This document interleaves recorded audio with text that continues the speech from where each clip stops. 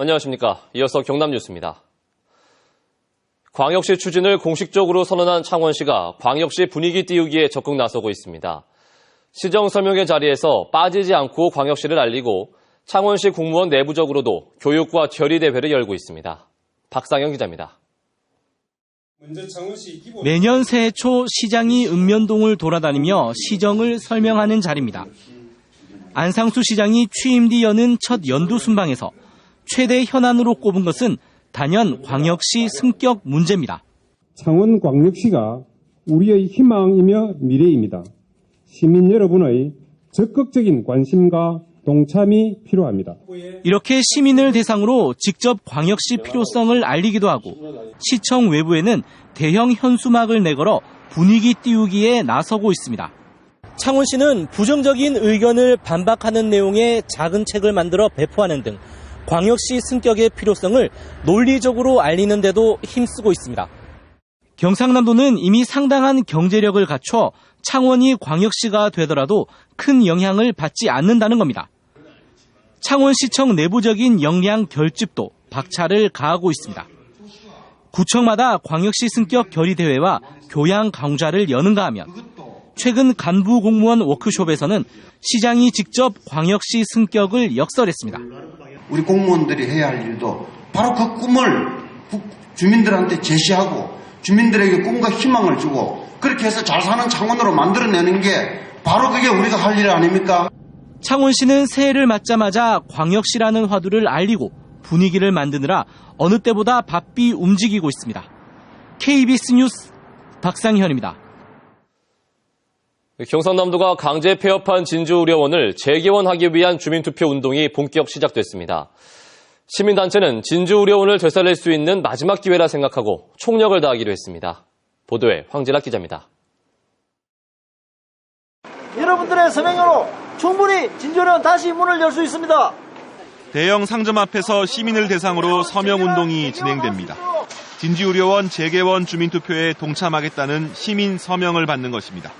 무작정 폐쇄를 한다는 이것은 우리 경상남도 도민을 죽이는 그 자체입니다.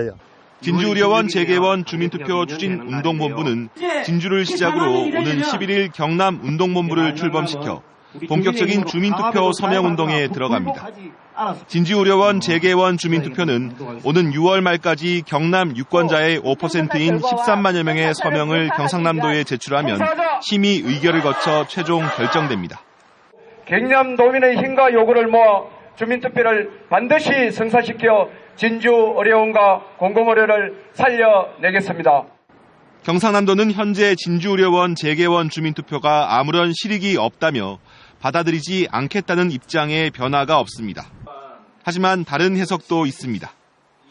주민투표법에 따라 적법하게 발의가 되면 도지사는 이를 즉시 공표하고 해당 선관위에 통지해야 합니다. 이를 거부할 경우 도지사의 행위는 재량권의 일탈남용으로 주민투표가 정식 발의된다고 해도 경남 유권자의 34% 이상이 투표하고 과반수 이상 찬성해야 진주의료원 재개원이 가능해집니다. KBS 뉴스 황진학입니다. 르노 삼성 자동차가 닛산 로고 수출에 힘입어 올해 생산 목표를 20만 대까지 늘렸습니다. 하지만 통상임금과 생산직 외주화 등 노사 문제가 큰 변수입니다. 최지영 기자의 보도입니다. 지난해 9월 부산에서 첫 북미 수출길에 올랐던 닛산 신형 로그 차량. 최근 북미에서 큰 인기를 끌면서 부산 공장에서 올해는 11만 대까지 3만 대를 더 생산하기로 했습니다. 덕분에 전체 부산 공장의 생산 효율도 높아져 올해는 생산 물량을 20만 대까지 늘릴 수 있게 됐습니다. 지난해보다 5만 대 늘어난 겁니다. 60% of the parts we use for Rogue in Korea are from suppliers around Busan. So all of this support Busan economy. 특히 생산 물량 확대뿐 아니라 올해는 신차 출시를 위한 사전 시험도 이루어질 것으로 보입니다. 하지만 통상임금과 외주화, 승진 누락을 놓고 연초부터 노사 간 갈등이 빚어지면서 올 한해 르노 삼성의 최대 변수로 떠오르고 있습니다. 부산을 찾은 프랑스와 프로도 사장도 이미 인건비가 높은 상황에서 통상 임금은 위협 요소라고 지적했습니다. 또 인건비가 프랑스보다 높은 상황이라며 인건비를 합리화하고 생산량 변화에 따라 근무 시간을 조정하는 등 탄력적인 생산 체제를 갖춰야 한다고 강조했습니다. The worst point of Busan in terms of competitiveness is the flexibility. We are not flexible enough to market change, to evolution. 하지만 르도 삼성 노조는 지난달 사측의 단체 협약 불이행을 이유로 정부에 진정서를 제출했으며 설비 수리 업무를 맡은 보전팀의 외주화 철회를 요구하며 집회를 이어가고 있습니다. KBS 뉴스 최지영입니다.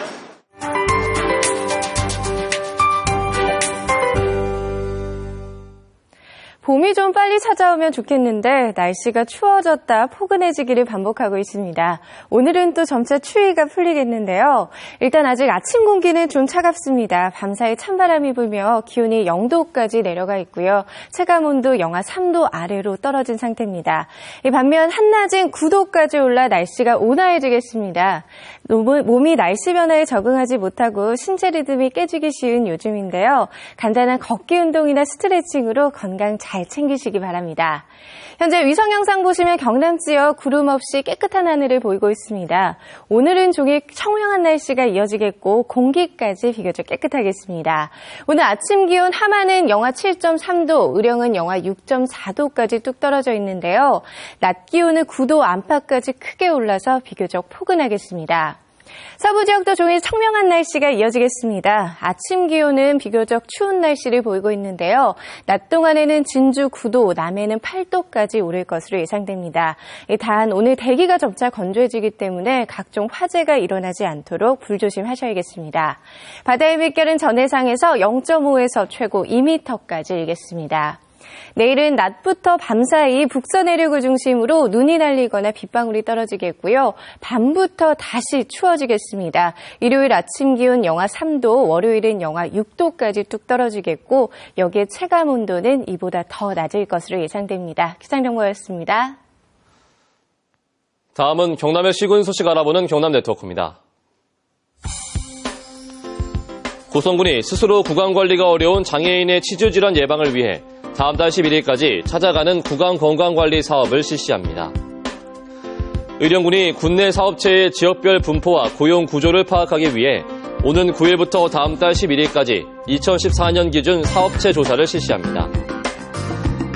하동군은 양보면 서재마을길을 따라 이명산 중턱에 2017년까지 11만 제곱미터 규모의 편백숲을 조성하기로 했습니다.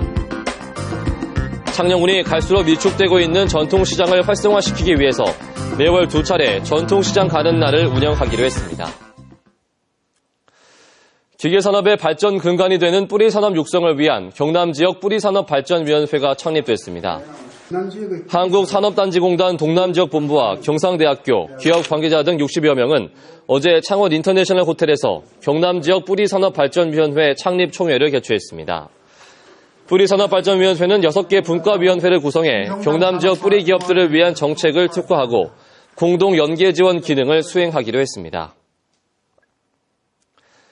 이달 채용 계획이 있는 창원 지역 우수기업 4개 업체가 공동으로 여는 채용 설명회가 어제 오후 2시 창원대 종합교육관에서 열렸습니다. 이번 설명회는 참가 기업 채용 담당자가 나와 회사 소개와 채용 기준 급여 등에 대한 자세한 설명과 질의응답을 가진 뒤 현장에서 개별 면접이 진행됐습니다. 어제 채용 예정 인원은 고졸 40여 명과 전문 대졸 10명, 대졸 30명 등 모두 80여 명이었습니다. 친환경 무상급식 지키기 경남운동본부가 경남도청 민원실에서 무상급식 주민투표 청구인 대표자 교부 신청서를 제출했습니다. 경남운동본부는 홍준표 지사의 무상급식 지원 중단을 막고 친환경 무상급식을 지키기 위해 도민들의 뜻을 묻기 위한 주민투표에 들어간다고 밝혔습니다. 한편 홍준표 경남도지사는 무상급식은 경남도교육청 사무여서 경상남도를 상대로 주민투표를 요구할 수 없고 예산 편성의 문제여서 주민투표 대상이 되지 않는다는 입장을 밝혔습니다. 차기 공군의 주력이 될 한국형 전투기 개발 사업 사업자로 카이와 대한항공이 경합하게 됐습니다.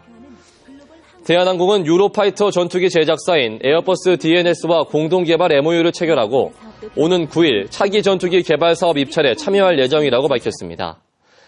차기 전투기 개발은 공군의 노후 기종인 F4와 F5 도태에 따른 전력 보충을 위해 8조 6천억 원을 투입하는 사업입니다. 경남은행의 지난해 4분기 단기 순이익이 전분기보다 70% 이상 감소했습니다. 경남은행이 연결 재무제표 기준으로 공시한 4분기 매출액은 3,921억 원으로 전분기에 비해 3.7% 늘었지만 영업이익은 138억 원, 단기 순이익은 87억 원으로 각각 73.5%, 77.8% 감소했습니다. 경남에 있는 업체 2곳이 불법 파견 인력을 고용하다 당국에 적발됐습니다. 부산고용노동청은 경남의 대형 조선업체의 사내 하도급 업체 2곳에서 무허가 파견 사업체로부터 근로자 25명을 파견받아 사용하다 적발돼 시정 지시를 내렸다고 밝혔습니다. 부산고용노동청은 원청업체가 불법 파견 인력을 직접 고용하지 않을 경우 사법 처리한다는 방침입니다. KBS 뉴스를 마칩니다. 고맙습니다.